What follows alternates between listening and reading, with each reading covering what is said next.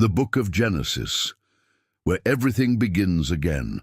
The Book of Genesis stands as the first breath of sacred scripture, the place where all stories begin, and yet where all stories continue to echo through eternity.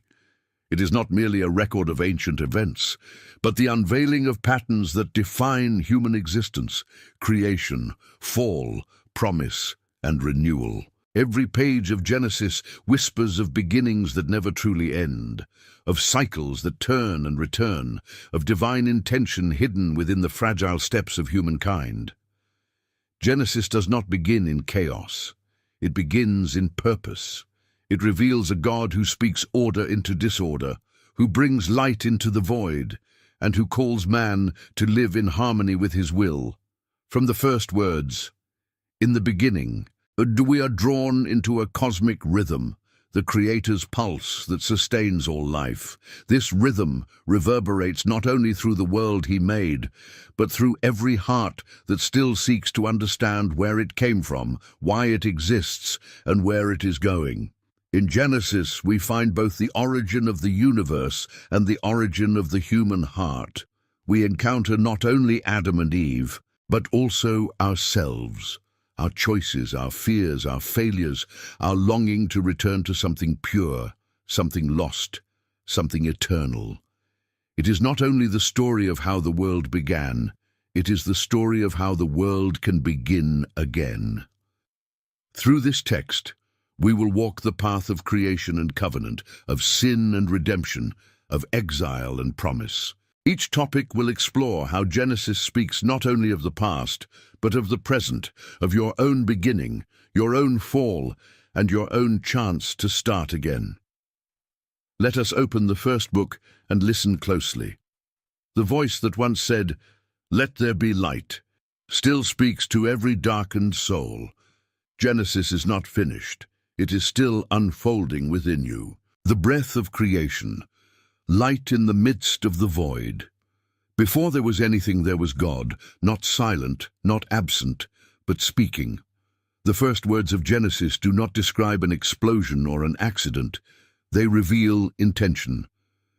In the beginning, God created the heavens and the earth.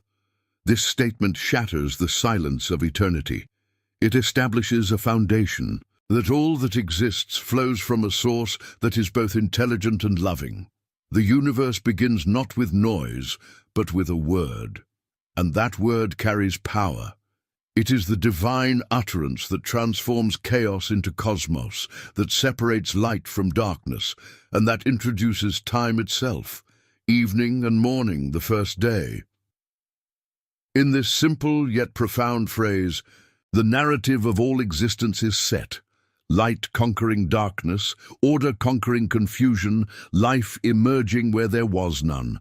Creation is not only a physical act, it is a spiritual revelation. Every separation, light from dark, sky from sea, land from water, symbolizes the Creator's desire for clarity.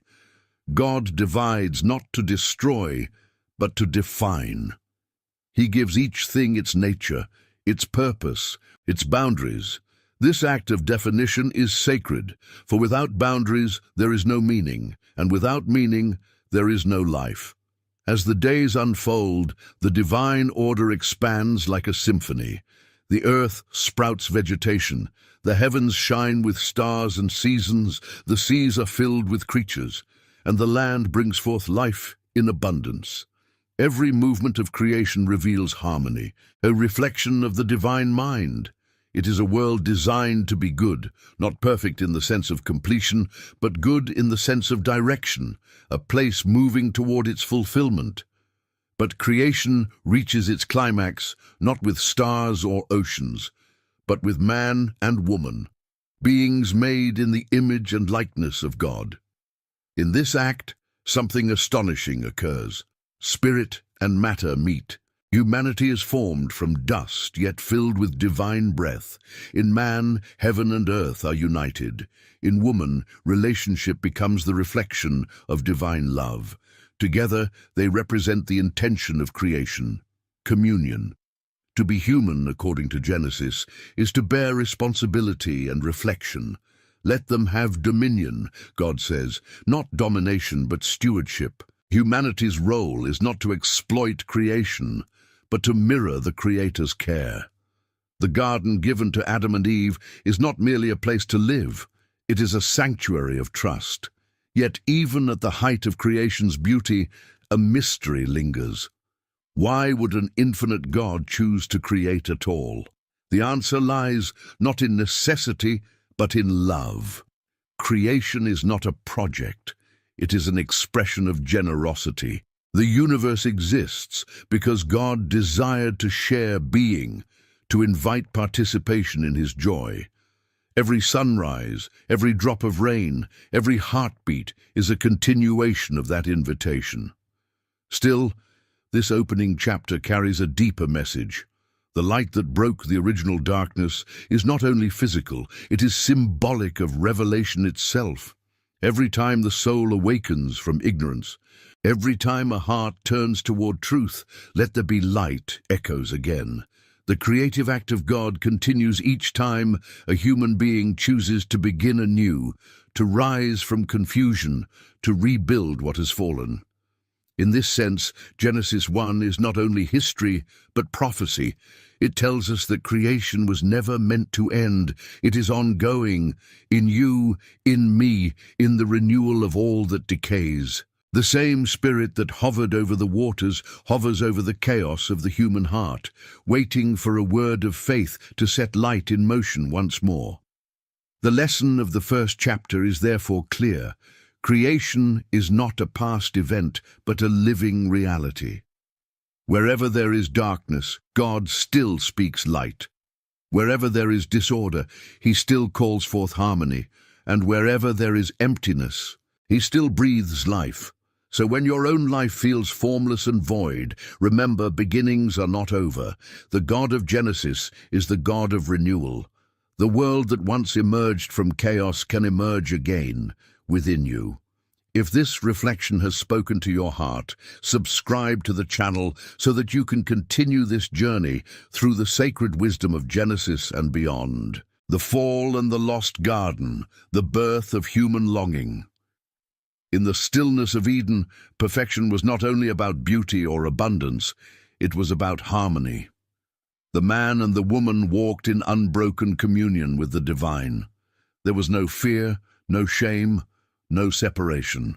The garden itself was not a place of escape, but a reflection of spiritual order, the inner world of humanity perfectly aligned with the Creator. But within that harmony lay a mystery that every human heart continues to wrestle with: freedom. Freedom is the divine gift that carries both the possibility of love and the risk of rebellion.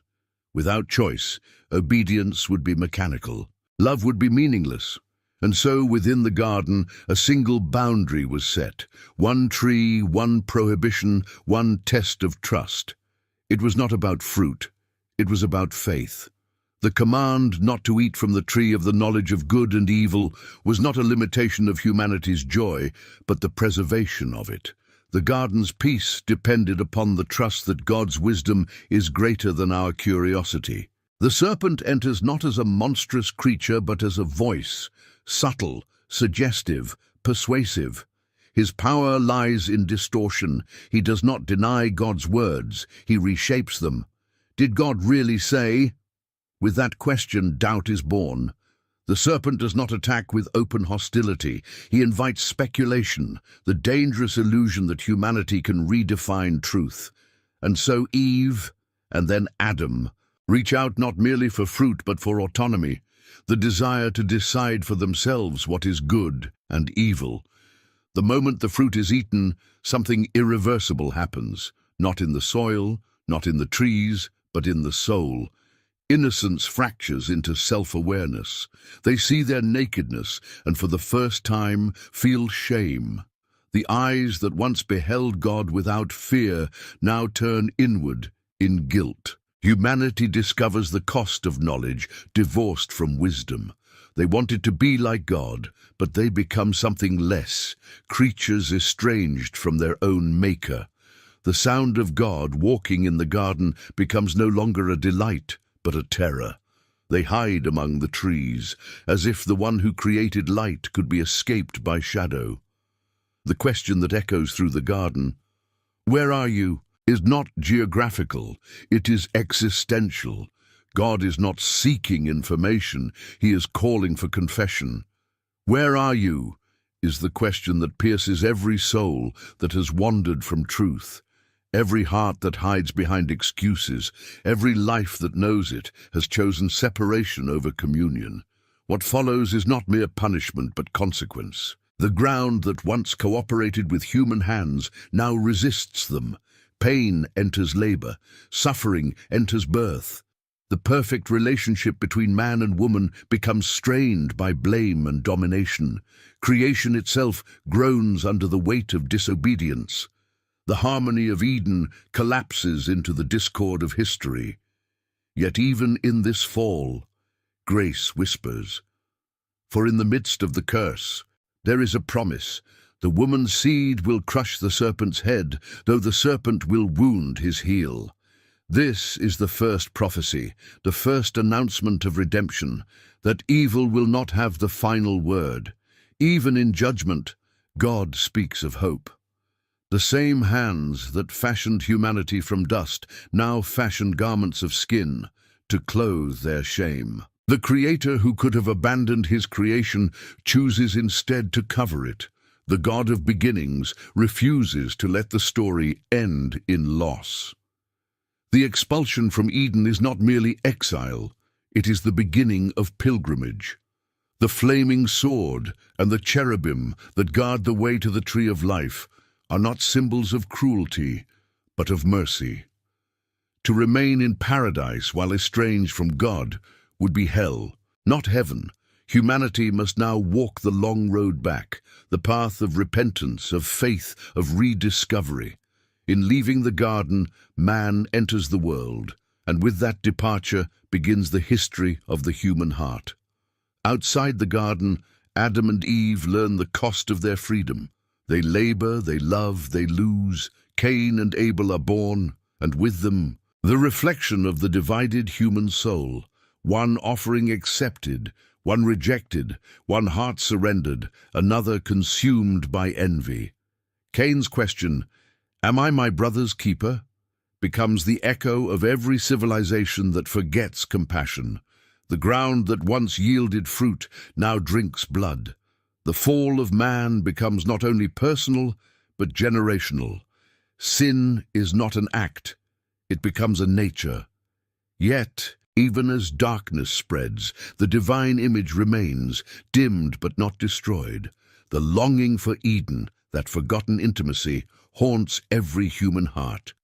We build cities, chase knowledge, create empires, but beneath all striving lies the same ache, to return to what was lost. This longing is not nostalgia, it is prophecy. The memory of the garden is planted deep within the soul, because the Creator has never ceased calling his creation home. Through the unfolding generations, humanity tries to bridge the gap on its own, through idols, through rituals, through self-made righteousness. But every attempt ends in another Babel, another tower built from pride that reaches toward heaven and collapses under its own arrogance.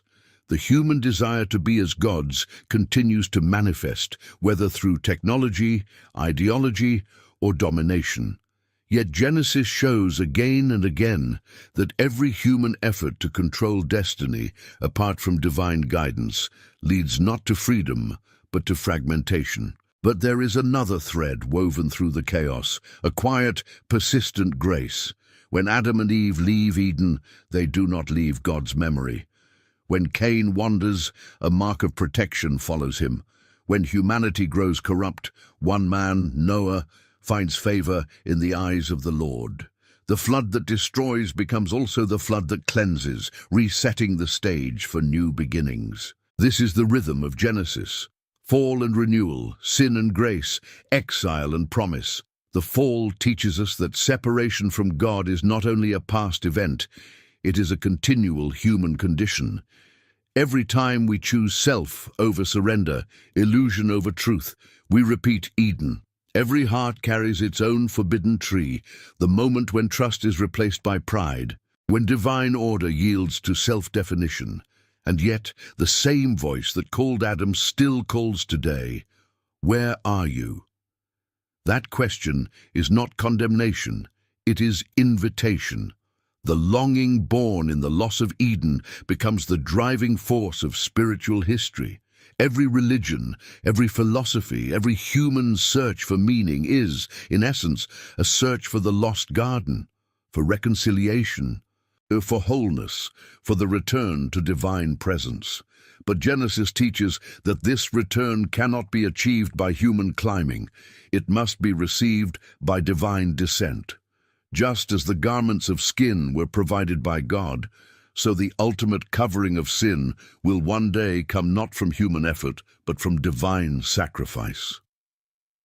The beauty of Genesis is that it never leaves us only with despair. Even as humanity falls, the Creator continues to reach. The garden is lost, but the relationship is not abandoned. In the midst of curses, there is still blessing. In death, the seed of resurrection is already planted. The story of the fall is therefore not the end of paradise, but the beginning of redemption. To understand the fall is to understand ourselves. Every human struggle, moral, relational, emotional, traces back to this fracture between dependence and defiance. We want to be in control, yet we long for the innocence of trust. We crave freedom, yet true freedom can only exist within the boundaries of divine love. The paradox of the fall is that the more we try to become like God without God, the less human we become. And yet, even in this paradox, the Creator's mercy endures. He allows humanity to live outside the garden not as rejection, but as refinement. Life after Eden is meant to teach humility, to awaken remembrance, to cultivate longing that leads back to Him. Pain becomes the echo of paradise lost, but also the preparation for paradise regained. The thorns that grow from the ground become symbols of the crown that will one day redeem it. In the broader vision of Genesis, the fall is not defeat. It is the stage upon which divine love reveals its depth. The God who could have erased His creation instead enters into its brokenness. He walks with Abraham, wrestles with Jacob, guides Joseph, always moving the story toward restoration. Each covenant, each promise, each act of mercy is an unfolding of the plan first hinted at in Eden. That the seed of the woman would triumph over the serpent, that life would conquer death, that grace would undo the curse. The fall reminds us that beginnings often come disguised as endings. When Adam and Eve stepped out of the garden, it seemed all was lost, yet it was then that redemption began its slow, miraculous work. The closed gate of Eden is not forever closed. It is guarded until the time is right for humanity to return, not in innocence regained, but in wisdom redeemed. The longing for that return is the essence of faith itself. For even now the Spirit still moves over the chaos of human hearts, whispering the same creative command that once pierced the void, "Let there be light." And every soul that answers becomes a new creation, a small restoration of the garden's order within the wilderness of history. Thus, the story of the fall is not merely tragedy, it is the revelation of love's endurance. The first sin awakens the first promise, the first exile initiates the first covenant, and the first tears water the soil from which hope will grow again. The garden may be lost, but the gardener has never left his work. If this reflection has touched your soul, subscribe to the channel so you can continue this journey through Genesis, where even in loss we discover the promise of beginning again. The covenant and the call, Abraham, and the birth of faith. The story of Genesis turns after the flood from the tragedy of human rebellion to the mystery of divine choice. The world is repopulated, nations are born, and humanity once again spreads across the earth. Yet the same pattern continues: pride, confusion, and the restless search for meaning apart from God. The Tower of Babel rises not as an architectural achievement, but as a monument to human ego. Its builders want to make a name for themselves, to reach heaven on their own terms. But heaven cannot be seized, it can only be received. And so the tower crumbles into confusion, languages scatter, and humanity once again learns that self-exaltation leads to dispersion. But amid the dispersion, one man is called. His name is Abram, and his story begins not with power or perfection, but with a simple word: go. God's call to Abram is both a command and a promise. Go from your country, your people, and your father's household, to the land I will show you. There is no map, no guarantee, no explanation, only trust. This is the birth of faith. The journey of Abram is not just geographical, it is spiritual. It is the movement from certainty to surrender, from control to confidence in the unseen. When Abram obeys, something shifts in the history of humanity. The God who once spoke creation into being now speaks covenant into existence. He does not simply restore what was lost in Eden. He begins something new, a relationship not based on human merit, but on divine promise. In the world of many gods, idols, and fears, Abram hears a voice that calls him into singular devotion. It is not a god among gods. It is the God, the Creator, who desires not mere worship, but friendship. Faith begins in the willingness to leave what is known. Abram's obedience is not heroic in appearance. It is quiet, uncertain, even trembling. Yet it is in that trembling that the foundation of spiritual history is laid. The promise is vast, a great nation, a land, a blessing that will extend to all peoples. Through this one man, the fractured world will begin to heal. The covenant that God makes with Abram is more than personal, it is cosmic. The call to leave Ur is, in truth, the first step toward the redemption of all creation. Abram's journey is marked by altars, places of remembrance, of gratitude, of surrender. Each altar signifies not only where he has been, but what he has learned. Faith, Genesis shows, is not static. It grows through testing. And so Abram's faith is tested again and again, by famine, by fear, by waiting. The promise of descendants seems impossible as years turn into decades, and his wife, Sarai, remains barren. Yet God's promise does not fade with time, it matures. The delay is not denial, it is preparation. For in the waiting, faith is purified. When God renews his covenant, he does not speak of numbers only, he changes names. Abram becomes Abraham. Sarai becomes Sarah. The transformation of name reflects the transformation of nature. In this new identity, Abraham becomes not just a believer but a father of faith, a vessel through whom God will teach the world what it means to trust. The covenant is sealed with a sign, circumcision, a physical mark of belonging that points to an inner reality. The cutting away of self-reliance, the surrender of pride. It is not the flesh but the heart that God desires to consecrate. This pattern continues throughout Scripture. God's promises always require the removal of what hinders intimacy. Abraham's journey therefore becomes a mirror of every believer's pilgrimage. To leave, to trust, to be transformed, and to carry the mark of divine relationship. Yet the story of Abraham is not without human weakness. When fear overwhelms him in Egypt, he lies about Sarah. When impatience grows, he fathers Ishmael through Hagar, attempting to fulfill God's promise by human means. But God's faithfulness is not undone by human frailty. The covenant remains unbroken, unearned, unconditional. It is God's initiative from beginning to end. The appearance of God to Abraham under the stars is one of the most poetic moments in Genesis. Look up at the heavens and count the stars if you can. So shall your descendants be. Abraham believes, and it is credited to him as righteousness. Here lies the essence of faith.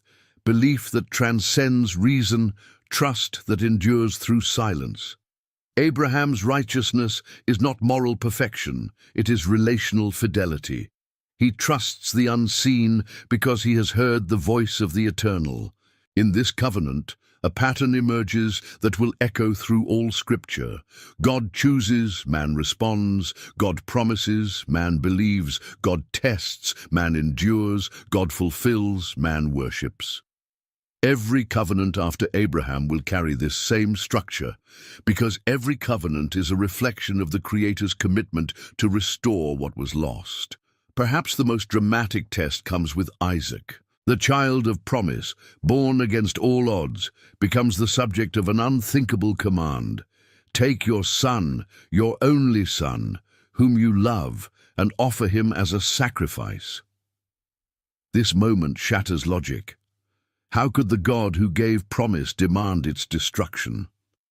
Yet this is the ultimate expression of faith. Trust without comprehension.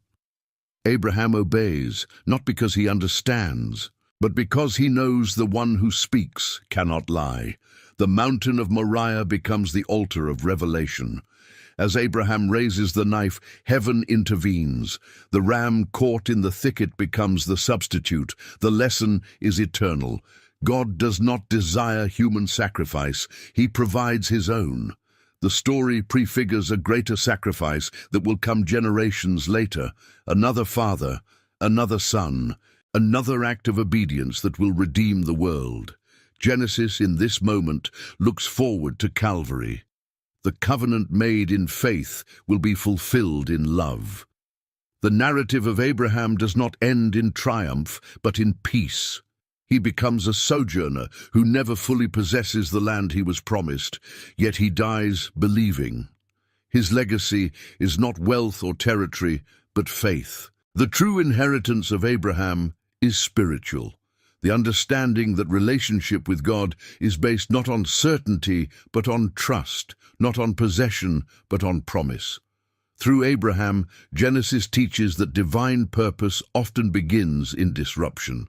To be called by God is to be uprooted from comfort, from culture, from self-dependence. The path of faith is rarely linear. It weaves through desert and doubt. Yet each trial becomes a place of encounter. Every loss becomes an invitation to see the unseen hand of providence. The covenant story also reveals the heart of God. He is not distant or indifferent. He is relational, personal, and faithful.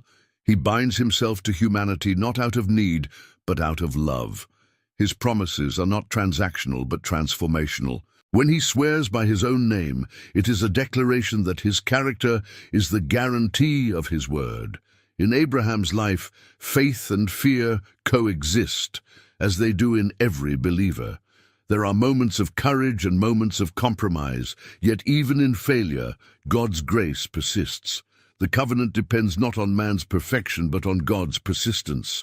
This is the foundation upon which all later covenants, with Moses, David, and ultimately through Christ, will rest. What makes Abraham's story so enduring is its universality. Every person who has ever felt called to something beyond understanding walks the same path. To step into faith is to step into the unknown. To trust divine timing when everything around you screams impossibility is to join Abraham beneath the stars. The covenant is not an ancient relic. It is the ongoing story of every soul that chooses belief over sight. Even the failures in Abraham's lineage, the conflicts between Ishmael and Isaac, Esau and Jacob, serve as mirrors of the divided human condition. The covenant does not erase struggle, it sanctifies it. It transforms conflict into the means by which faith is refined. Through these generations, God reveals that his plan is not linear perfection, but redemptive persistence. The story of Abraham closes with a sense of unfinished fulfillment. The land is not fully possessed, the promise is not fully realized, yet faith looks forward. The patriarchs that follow, Isaac, Jacob, and Joseph, carry the covenant forward like a flame passed through time. Each life becomes another chapter in the unfolding revelation that began with a single word: go. To meditate on Abraham's covenant is to realize that the God of beginnings never stops beginning. His promises are not confined to an ancient desert. They resound through every generation. Faith remains the path by which heaven touches earth. The stars Abraham once counted still shine above us, silent witnesses to a promise that has never faded. So when you find yourself called into uncertainty, remember the lesson of Genesis. Faith is not the absence of doubt, but the decision to walk despite it. The covenant still speaks. The same God who called Abraham calls you, not merely to believe in his existence, but to trust his direction. Every step of faith becomes a new chapter in the story of beginning again. The covenant is the bridge between creation and redemption, between the lost garden and the promised future. It reminds us that though humanity failed, God remains faithful. Through Abraham's obedience, a new humanity begins, one defined not by rebellion, but by relationship, not by exile, but by expectation. The divine plan continues, carried by the hearts of those who believe, even when they cannot see. The book of Genesis, through the covenant of Abraham, reveals that the greatest miracle is not creation itself, but recreation, the transformation of a wandering soul into a vessel of divine purpose. Faith is not a destination. It is a continual beginning, a constant rediscovery of the God who still speaks, still calls, and still fulfills. If this reflection has deepened your understanding, subscribe to the channel to continue walking through Genesis, a journey where faith begins, falters, and is reborn in the light of divine promise. Jacob, the struggle, and the transformation of the soul. The story of Jacob in Genesis is one of the most intricate portrayals of human transformation in all sacred writing. It is not a tale of immediate faith or unshakable virtue, but of tension, deceit, pursuit, and grace. It is about a man who spends much of his life wrestling with his brother, with his uncle, with his past, and ultimately with God himself. In Jacob, we see not only the drama of one life, but the mirror of every soul that longs for blessing, yet resists surrender. His story begins in the womb, continues through deception, and ends in revelation. It is a journey from self to surrender, from manipulation to faith, from grasping to grace. Jacob's name means heel-grabber or supplanter, a name that foreshadows his early nature. Even before birth, he strives with his brother Esau, grasping his heel as if unwilling to let another come first. That moment becomes a prophecy of a lifetime spent striving to secure by effort what can only be received by faith. His beginning already carries the essence of human nature, the desire to seize, to control, to define one's destiny apart from trust. Jacob's life opens as an echo of Eden's pattern, the longing to possess blessing without full surrender to the divine will. The contrast between Esau and Jacob is stark. Esau, the hunter, is impulsive, physical, and driven by appetite. Jacob, the quiet dweller of tents, is cunning, observant, and strategic. Each represents a dimension of human existence, the instinctive and the reflective, the flesh and the spirit, the outer man and the inner man. When Esau sells his birthright for a meal, the narrative exposes the tragic ease with which humanity trades eternal significance for temporary satisfaction. But Jacob's gain is not yet true blessing. It is a counterfeit victory born of deceit. Under his mother, Rebekah's guidance, Jacob disguises himself as Esau to receive the blessing of his blind father, Isaac. The scene is both tender and painful, the trembling of Isaac's hands, the tension between voice and touch, the deception wrapped in obedience to a divine oracle. God had already declared that the elder would serve the younger, but Jacob's attempt to fulfill the prophecy through manipulation reveals a deeper flaw. He trusts in his own cunning more than in God's timing. The blessing is received, yet peace is lost. Esau's wrath burns, and Jacob flees into exile, carrying the weight of a stolen promise. In the wilderness, Jacob's flight becomes the setting for his first encounter with the divine. Alone, exhausted, and uncertain, he lays his head upon a stone and dreams of a ladder reaching from earth to heaven, with angels ascending and descending upon it. At the top stands the Lord, renewing the covenant made with Abraham and Isaac. The message is clear. Heaven is not closed, and grace still reaches into exile. Jacob's life, defined by striving, is interrupted by revelation. The stone becomes an altar, the fugitive becomes a pilgrim. Yet his vow reveals that his transformation is only beginning. He still bargains with God. If you will be with me and keep me, then you shall be my God. The conditional nature of his faith exposes the long road ahead. Jacob's years in Haran, working for his uncle Laban, become the crucible of his soul. The deceiver meets a greater deceiver. The one who tricked his brother is himself tricked, marrying Leah instead of Rachel, laboring for years under manipulation and changing wages. Each act of deceit he suffers becomes a mirror of his own heart. The measure he used to control others is measured back to him. Yet through hardship, God is quietly shaping him. Every disappointment becomes a tool of divine refinement. Jacob learns patience, endurance, and dependence. His household grows, his flocks multiply, his life expands, but his heart remains divided between fear and faith. The turning point comes when God calls him to return to the land of his fathers. It is not only a geographical journey, it is an inner return. To go back means to face what he fled, to meet Esau again, to confront the consequences of his past. Jacob obeys, but anxiety shadows every step. He divides his family, sends gifts ahead, and prays with desperation. "Deliver me, I pray, from the hand of my brother." He no longer bargains, he pleads. The proud schemer becomes the humble petitioner. Then, on the eve of meeting Esau, Jacob is left alone by the river Jabbok. In that solitude, he wrestles through the night with a mysterious figure, described as a man, yet more than a man.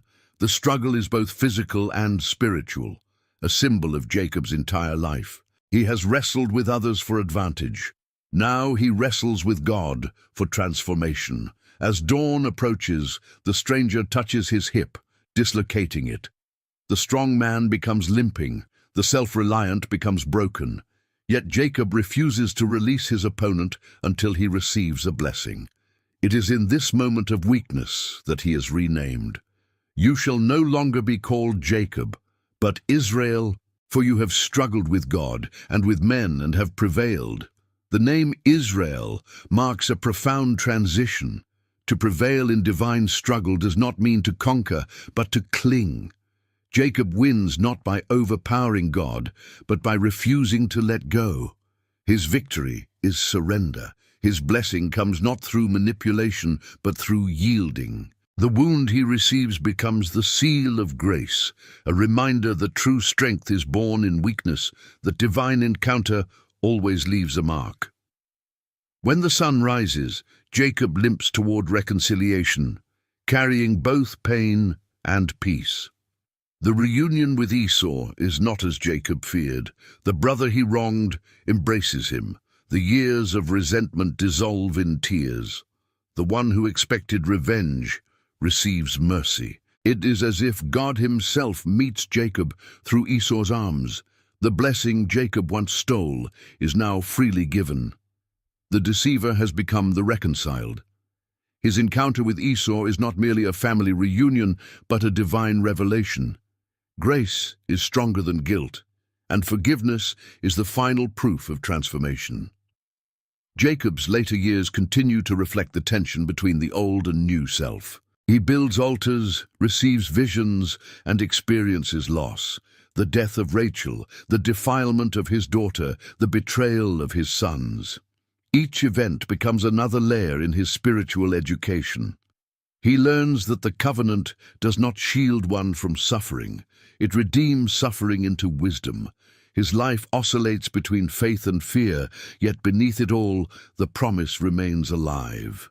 The God who appeared to him at Bethel continues to guide him even through grief and confusion. The story of Joseph, Jacob's beloved son, becomes the final movement in this symphony of grace. When the brothers sell Joseph into slavery and deceive their father with a blood-stained robe, Jacob collapses into mourning. The deceiver who once used a goat's skin to deceive now suffers deception through the blood of a goat. The symmetry of divine justice is poetic and painful, yet even this heartbreak serves a higher purpose. Through Joseph's exile and rise in Egypt, the promise of preservation unfolds. What Jacob interprets as tragedy, God transforms into salvation. When famine strikes the land, Jacob's sons travel to Egypt and unknowingly stand before their brother, now ruler of the land. The reunion that follows is one of the most moving moments in Genesis. Joseph's forgiveness becomes the echo of God's forgiveness toward his people. The cycle of deceit and reconciliation that began with Jacob and Esau finds fulfillment in the next generation. Jacob, now aged and frail, descends to Egypt, carrying the weight of a lifetime of struggle, yet the peace of seeing God's faithfulness through his sons. Before his death, Jacob blesses his 12 sons, each according to their character and destiny. His words are prophetic, shaping the tribes of Israel that will one day form a nation. The man who once fought for a single blessing now becomes the channel of many. His story, once marked by conflict, ends in covenantal continuity. Through him, the promise to Abraham lives on. The narrative of Jacob reveals that the path to blessing is not through perfection, but transformation. God does not choose Jacob because he is righteous. He makes him righteous through encounter. The struggle at Jabbok becomes the archetype of spiritual awakening, the moment when the soul, after years of striving, finally surrenders to divine purpose. Every human heart, in its own way, must wrestle at that river. The touch that wounds is the touch that heals. The limp that remains is not punishment but remembrance, the sign that one has seen God and lived. Jacob's journey teaches that faith is not static assurance, but dynamic wrestling. To believe is to struggle honestly with the divine, to question, to doubt, to cling, and to emerge changed. The God of Genesis is not offended by struggle, he invites it. For it is in wrestling with him that we discover who we truly are. Before Jabbok, Jacob's identity is defined by fear and control. After Jabbok, it is defined by encounter and dependence. His limp is a visible theology. Blessed are the broken who refuse to let go. The transformation of Jacob into Israel symbolizes more than personal redemption. It prefigures the transformation of humanity itself. The nation that will emerge from his lineage will carry his name, embodying both the struggle and the promise. Israel, the people who wrestle with God, will inherit not only land, but the legacy of divine intimacy through perseverance. In this way, Jacob's life becomes the seed of a spiritual identity that transcends time. Even in his death, Jacob remains the pilgrim. He makes his sons swear to bury him not in Egypt but in the land of promise, alongside Abraham and Isaac. His final act is one of faith, a declaration that his story does not end in exile. He dies not where he began, not where he lived, but with his heart anchored in the promise of return. His life, from birth to burial, becomes a metaphor for the soul's journey, from deception to truth, from exile to home, from fear to faith. When we contemplate Jacob's story, we are invited to see our own. We, too, are born grasping, striving to secure meaning, control, and blessing through our own strength. We deceive, we flee, we wrestle, we limp. Yet the God of Genesis pursues us through every wilderness, speaking through dreams, confronting us in solitude, transforming our wounds into witnesses of grace. The ladder Jacob saw still stands, a bridge between heaven and earth, a symbol of the continual descent of mercy into the human condition. In Jacob, the restless heart of humanity finds hope. His life proclaims that failure is not final, that exile can become encounter, that struggle can lead to sanctity. The same God who renamed Jacob still renames souls today, giving them new identities born not from deception, but from divine encounter. The journey from Jacob to Israel is the journey from striving to surrender, from taking to receiving, from fearing to trusting. Every heart must at some point be brought to its own Jabbok, that silent night where struggle becomes prayer and resistance becomes revelation. It is there that we stop running, stop deceiving, stop striving, and simply cling. It is there that we discover the mystery at the core of faith, that the blessing we sought to steal was always meant to be freely given. Jacob's story closes the great human arc begun in Eden. What began with grasping ends with grace. The one who reached for what was not his learns that God's blessing was never withheld, it simply awaited surrender. The divine touch that wounds to heal, the reconciliation that replaces revenge, the peace that comes through brokenness, these are the true fruits of the covenant. The transformation of Jacob is the transformation of the world in miniature. His journey from deception to devotion mirrors humanity's path back to the Creator. Genesis, through his life, teaches that God's greatest work is not the creation of worlds, but the recreation of hearts. Every struggle becomes sacred when it leads us to cling to the divine. Every wound becomes holy when it reminds us who we are and who He is. And so the story continues, not as a record of the past, but as a reflection of the present. The God who met Jacob by the river still meets souls in their nights of wrestling. The voice that renamed him still speaks through silence. The blessing that began in Abraham flows through Jacob into every generation that dares to believe that struggle can be sacred. If this reflection has inspired you, subscribe to the channel to continue exploring the wisdom of Genesis, where even struggle becomes the path to divine transformation and every wound conceals a blessing. Joseph and the hidden hand of providence, from the pit to the promise. The story of Joseph in the book of Genesis is not only one of the most dramatic narratives in all Scripture, but also one of the most profound revelations of divine providence working through human complexity. It is the culmination of Genesis, the closing movement of the symphony that began with creation itself. In Joseph, the cycles of sin and grace, betrayal and redemption, suffering and glory converge. He is not merely a character of ancient times. He is the living emblem of every soul that has been betrayed, forgotten, and yet chosen for a higher purpose. Through his journey, Genesis reveals the hidden logic of divine intention, that what is meant for evil can be turned into good, that loss can become preparation, and that despair can be the soil of destiny. Joseph's story begins with a dream. As the favored son of Jacob, born to Rachel in her old age, Joseph enjoys affection that provokes resentment. The coat of many colors his father gives him is more than a garment. It is a symbol of distinction, of divine favor, of destiny not yet understood. But favor attracts envy. His brothers, already wounded by jealousy, are further provoked when Joseph shares his dreams. Sheaves of grain bowing before his sheaf, the sun, moon, and stars bending to him. He does not boast, he simply speaks what he has seen. Yet those visions ignite hatred in hearts unprepared to accept divine election. The seed of betrayal is planted in the soil of envy. The family tension reaches its breaking point when Jacob sends Joseph to check on his brothers in the fields. There, in the distance, they see him coming.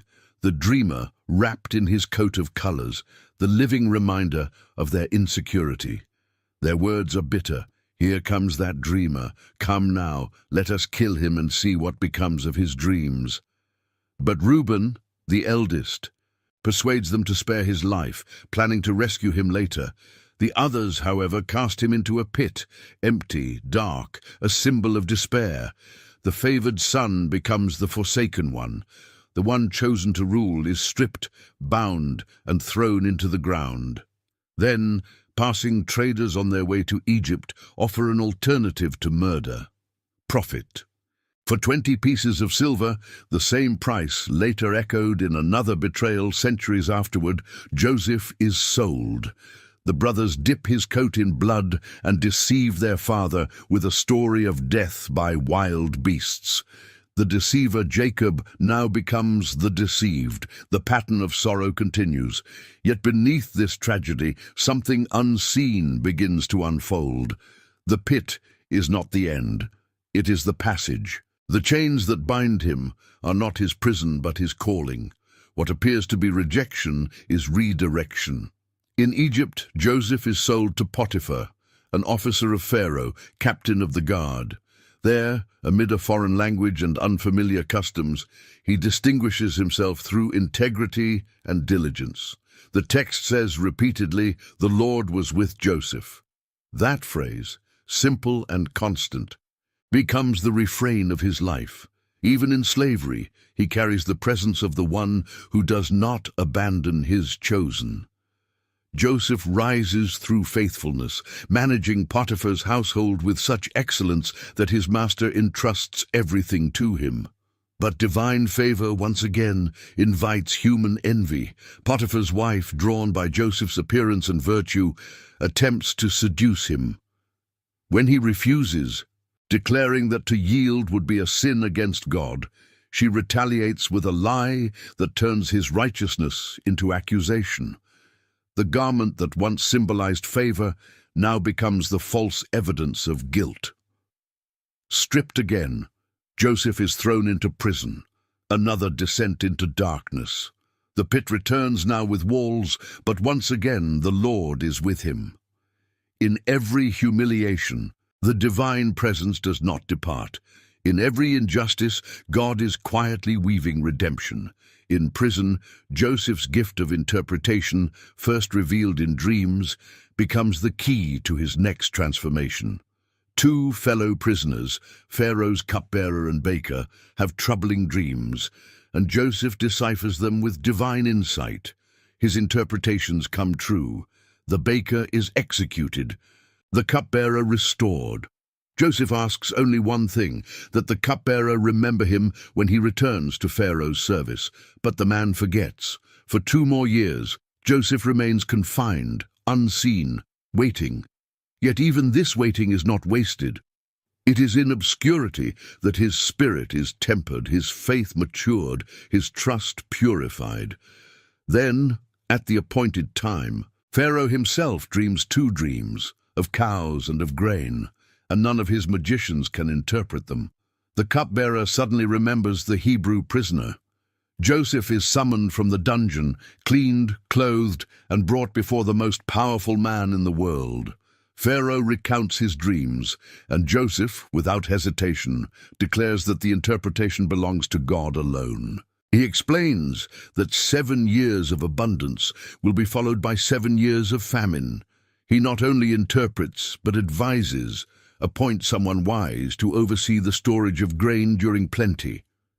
Pharaoh, discerning the divine wisdom in Joseph, appoints him as second in command over all Egypt.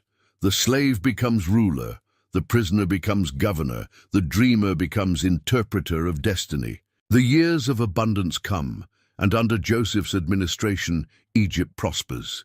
He marries Asenath, and 2 sons are born, Manasseh and Ephraim, whose names express healing and fruitfulness. God has made me forget my trouble, and God has made me fruitful in the land of my suffering. These names reveal Joseph's inner transformation. He no longer defines his life by loss, but by divine purpose. The pain of betrayal becomes the soil of blessing, yet the true test of his maturity lies ahead, not in prosperity, but in forgiveness. When famine strikes the region, it spreads even to Canaan. Jacob sends his sons to Egypt to buy grain. They come before Joseph, now dressed in Egyptian authority, and they do not recognize him. The dreamer they once betrayed stands before them as fulfillment of his visions. He recognizes them immediately, but hides his identity. What follows is a sequence of tests, not out of vengeance but discernment. Joseph must see if his brothers have changed. He speaks harshly, accuses them of spying, and demands that they bring their youngest brother, Benjamin, as proof of their honesty. Simeon is held as hostage until they return. The brothers return to Canaan with grain, and the silver mysteriously returned to their sacks fills them with fear. They interpret these strange events as divine punishment for their past sin. Their consciences, long dormant, awaken. Jacob resists sending Benjamin, but finally consents when hunger leaves no choice. When the brothers return to Egypt with Benjamin, Joseph invites them to his house, feeds them, and observes their behavior. His eyes fill with tears when he sees Benjamin, his full brother, the innocent reflection of the mother he loved and lost. Then Joseph sets the final test. He orders his silver cup placed secretly in Benjamin's sack and later accuses them of theft. When the cup is found, the brothers are distraught. Judah, the one who once suggested selling Joseph, now offers himself as a substitute, pleading to remain in Benjamin's place so their father will not die of grief. This act of self-sacrifice marks the turning point. The brothers who once betrayed out of envy now act out of love. The cycle of sin is broken. Repentance bears fruit. At this moment, Joseph can no longer restrain himself. He sends everyone away except his brothers and weeps aloud. "I am Joseph," he says. "Is my father still alive?" Shock and fear paralyze them. But Joseph's next words dissolve all dread. "Do not be distressed or angry with yourselves for selling me here, because it was to save lives that God sent me ahead of you." This declaration is the heart of Genesis, the revelation that divine providence transforms human evil into redemptive purpose. What his brothers intended for harm, God used for good. The reunion that follows is one of the most profound moments in all Scripture. The brothers weep, embrace, and reconcile. Joseph sends for his father, providing wagons and provisions for the journey. When Jacob learns that Joseph is alive, his spirit revives. The old man who once believed the dreamer dead now sees the dream fulfilled. The family descends into Egypt, 70 souls carrying the promise of a nation. The covenant continues through preservation, not destruction. Jacob's arrival in Egypt is marked by blessing. He blesses Pharaoh, the foreign ruler who unknowingly became part of the divine plan. The family settles in Goshen, and under Joseph's protection, they flourish even as famine devastates others.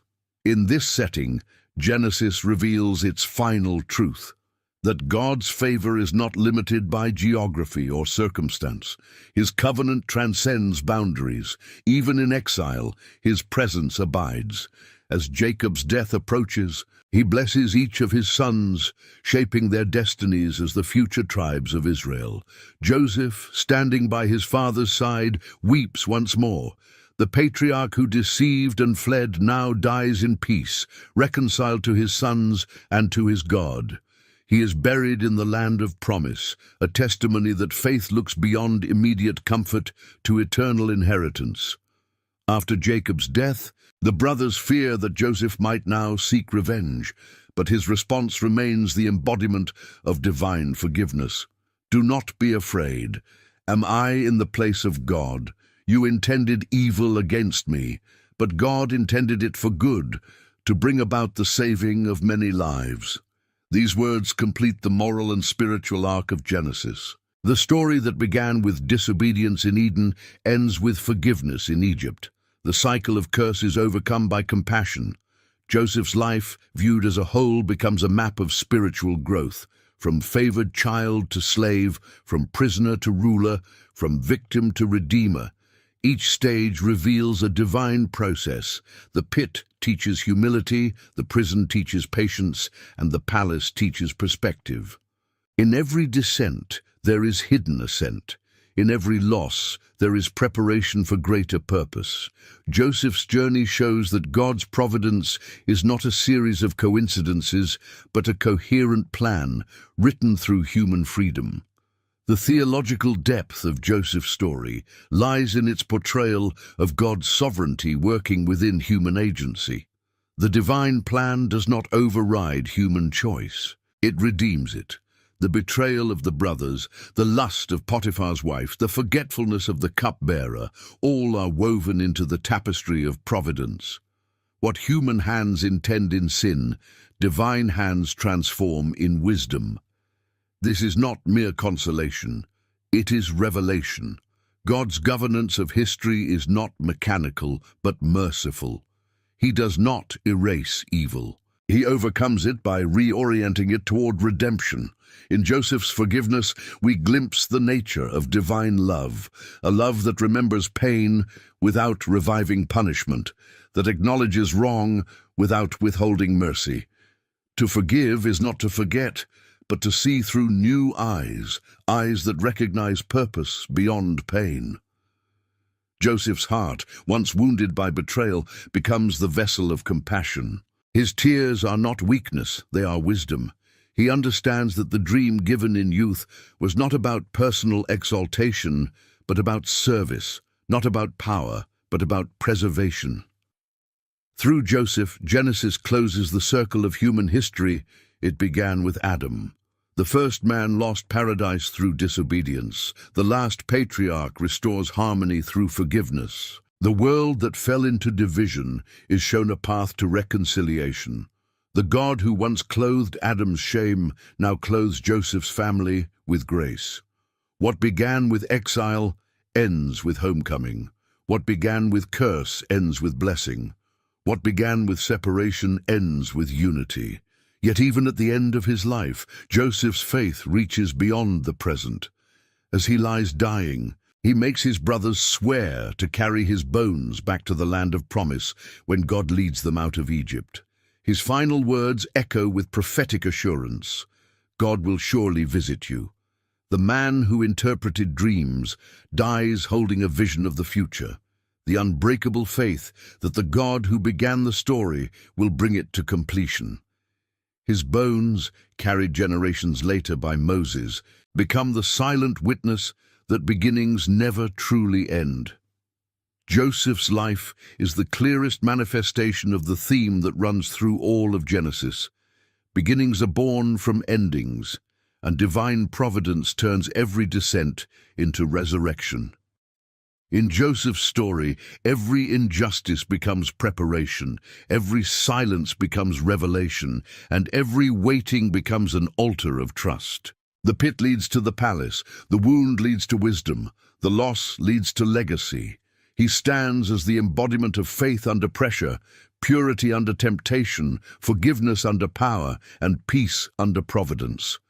To meditate on Joseph is to learn that nothing in life is wasted when surrendered to divine purpose. The pit may seem empty, but heaven is watching. The prison may feel silent, but grace is speaking. The betrayal that breaks your heart may one day become the bridge that saves others. The God of Genesis still works through the unseen hand of providence, guiding, correcting, restoring, and fulfilling. As the final chapter of Genesis closes, the words that hover over it all are not of despair, but of hope. The Creator who brought light out of chaos, who called Abraham out of darkness, who wrestled Jacob into transformation, and who raised Joseph from the pit, is the same God who continues to bring new beginnings out of brokenness. Genesis, which began with the creation of the world, ends with the creation of faith, a faith that endures beyond death, beyond exile, beyond time. Joseph's story is not simply history, it is prophecy. It announces that redemption will always rise from ruin, that grace will always find its way through guilt, and that love will always have the final word. In him, the dreamer who became deliverer, we see the reflection of a greater deliverer yet to come. One who would also be betrayed for silver, also descend into the pit, and also rise to bring salvation to many. The shadow of Joseph stretches across the pages of history, pointing to the eternal truth that what humanity destroys, God restores. The book of Genesis ends not in paradise lost, but in promise sustained. The curtain closes not with despair, but with faith. The bones of Joseph rest in Egypt, but his heart beats in eternity, awaiting the fulfillment of the covenant that began with Abraham, and that will continue through every generation of faith. In the end, the message of Genesis is not about beginnings that fade, but about beginnings that begin again, eternally renewed by the mercy of the Creator who never stops creating. If this reflection has deepened your journey through Genesis, subscribe to the channel to continue exploring the divine wisdom that transforms every fall into faith, every pit into purpose, and every ending into a new beginning.